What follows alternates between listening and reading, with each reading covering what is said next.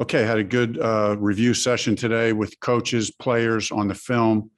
Then we had an opportunity, like we always do on a Monday, just got off having a walk through out there in the indoor, going over our corrections period, just looking at the film as we suspected last night.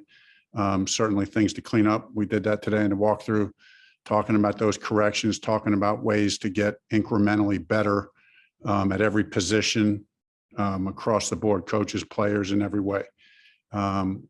Also, what we said yesterday, a lot to be encouraged about in all three, all across the board. So looking forward to this week, looking forward to learning from those mistakes, looking forward to building upon the things that we did right and continue to do more of that. And, all eyes are on Jacksonville, and we'll look forward to having a good week of practice. All right, Nate Atkins. Hey, Frank, there was about a dozen snaps in there where Matt Pryor was out of the game and Bernard Raymond came in and then Pryor came back in. Was that an injury situation or what was kind of going on at that moment? Yeah, Nate, that was planned rotation. The plan was that Matt would play most of the game, that we'd rotate Bernie in there on a couple series here and there. That'll likely continue to be the plan. That's kind of what we said at the beginning of the year as we sat down as a coaching staff. I sat down with Chris and say, hey, we want to continue. Bernie's done enough to show us that we trust him being on there. I think it's meaningful for him to get game reps. I thought Matt looked good in the game. Matt graded out pretty high in the game. I thought Bernie also did pretty well. So we'll continue to rotate those guys. The amount will be a week-to-week decision. Zach? Hey, Frank, do you guys plan to work out any kickers this week? And if not, if you're going to move ahead with Rod, what was the thought process behind that today? Yeah, actually had a brief meeting with Chris this morning, just talking about several issues. But really we kind of deferred that final conversation until kind of our standard, as I've mentioned to you guys years before. Tonight at 5:45 is when we have a scheduled meeting. It's been the same meeting we've had since I've been here, where gathering information throughout the day, looking at tape, having sidebar conversations, always having a view, looking at the whole, looking at everything, everybody who gets evaluated at every position. Then what are we going to do? Are we going to bring people in, or are we going to stay pat? We'll start to finish that conversation up tonight at 5:45. James Boyd. Frank, obviously JT and Pitt had huge days, kind of put the team on their back, but how do you get other guys involved offensively as far as using other weapons? Yeah, we're excited about that. JT and Pitt had great days, as you mentioned. They're planned to always be the lead dog, but as you guys know, usually the way it happens is you get a couple games like that. A defense says, okay, we're going to do something to try to take Pittman away. And maybe they're successful, maybe they're not doing that, but that's where, we're committed to spread the ball around. We're committed to spread the ball around. So, and that's the great thing about Pitt. He's an unselfish player. So he knows we're trying to get him the ball. So when it doesn't go, but we're not going to force it. Matt's too savvy. I think our coaching staff is experienced enough to understand, when it's right to try to get it to him and when it's not. So we have the personnel to mix it up to those other guys. They'll rise to the occasion. As far as JT goes, right, the run game's a little bit different. He's always going to be the center of attention. So teams are always going to try to stop the run. And again, some weeks teams are really going to commit to it. And, we'll have to, he won't get 31 carries. He'll get 15 carries some weeks. He'll get, I hope it's never less than 15. But there might be some weeks it's 15 carries and people will say, well, you should get more than 15 carries. And, that's where there's some weeks it's 30, some weeks it's 15. And, but he's always going to be the centerpiece of the run game. We'll continue to mix Naheem in there as we can. Bob Kravitz. Frank, do you have any options on your kickoffs besides Rodrigo? Can Hack do it? He's done it, but it's not an option for us right now. Mike Chappell. Hi, Frank.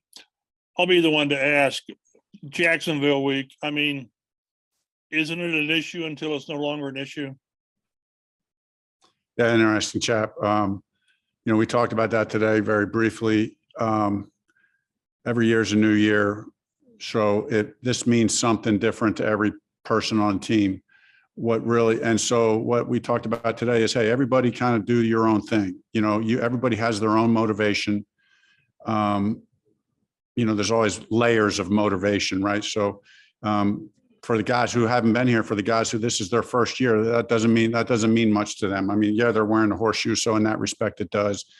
But our primary motivation is about this team this year, the opportunity that we have in front of us this week to play a road division game and have an opportunity to go 1-0 this week is a really big deal. That is the primary motivation. Other guys might have other layers of motivation. That's up to each individual. Frank, a quick follow-up on the kicker. At what point, I don't think you're there already after one game, but you have to have trust in kicker when you're calling plays at the 50 to 45. Do you still have unwavering faith in him? Yeah, I think those are the things that are always, listen, we all have everything wavers, right? I mean, a player's confidence in his own ability wavers. That's nothing new in this business. That's one of the crazy things about this business that I love so much, that no matter who you are, if you play long enough, you're gonna have a bad day or bad days, and your confidence is going to waver. And it's how you respond to that. It's everybody. There's no exception. To me, there's no exceptions to that. The greatest players in the world, their confidence wavers. And so obviously, as we evaluate that and how we feel about it, you consider all those things. And then it's a question of, hey, guy had a bad day. Can he bounce back? Do we have patience for a guy to bounce back? Those are all the things you think through and talk through. Thanks, Frank. JJ? Frank, talking about some of those wrinkles that Gus might put in, he's not known as someone who's blitzed a lot for the course of his career, but sending 15 yesterday. How effective were those? And does that just kind of put a seed of doubt in the offense's mind kind of going forward that, hey, he does have this in his arsenal? Yeah, we do talk about that seed of doubt philosophy a lot. It's a big part of what we do. And, Gus and I have talked about that a lot this offseason. And so, feel like, that's something that we're going to be, committed to doing at some level. And again, that may vary week to week. Again, we always want to throw out that, you guys know as much as I do it, right? That when that's over the course of the year, if you say, Gus and I have had a conversation where we said, hey, over the course of the year, we would want our blitz percentage to be what? What would be a range in which we think we want to be at the end of the year? Let's not mandate it to be that every game or so on and so forth, but let's just talk about a philosophy of how much we want to pressure and what we're going to, and why we're running the pressures that we're running. So Gus and I have had those conversations. I feel very confident and comfortable with his mindset, his plan, and how he and the staff are working together to do that. Obviously, can't talk that through in detail, but I do have confidence in what he's doing. All right, last one, Greg Doyle.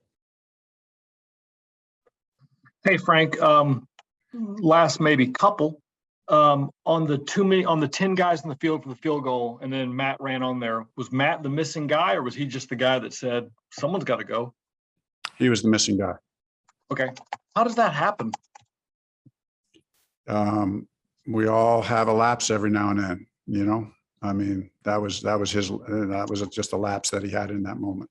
Okay. No one's asked this. I love it. Darius Leonard, do you know what he's going to do this week? Same plan as last week, Greg. We hope he continues to make progress. As I sit here right now, I'd like to say, hey, maybe he's got a chance for this week. I don't want to underestimate him, but we're going to have to make progress from where we were last week in order to make that step. So, I haven't really talked to Shaq at length this morning yet, about how the last couple of days have been. I do know he got a lot of treatment when he was with us on the road. I do know his mindset at the game was what you wanted it to be. So we'll see how he does physically this week. And then one more thing. How many times, is there a number of times, and everybody's different, whatever that line is, but how many times can Rodrigo have competition brought in? How many times can he get beaten out like he did last year, sort of, and then have a guy brought in this training camp, and then you bring in somebody else? At what point do you almost have to get rid of him because you just keep saying you're not good enough, you're not good enough, you're not good enough? Yeah, fair question. To Rod's credit, as we've, brought the heat and brought competition, every time we've done that, he's kind of won those battles. So that's to his credit. And then your last question is a fair question, so that's what we have to continue to evaluate. Chris and I will sit down and have a long discussion about that tonight and see where we're at.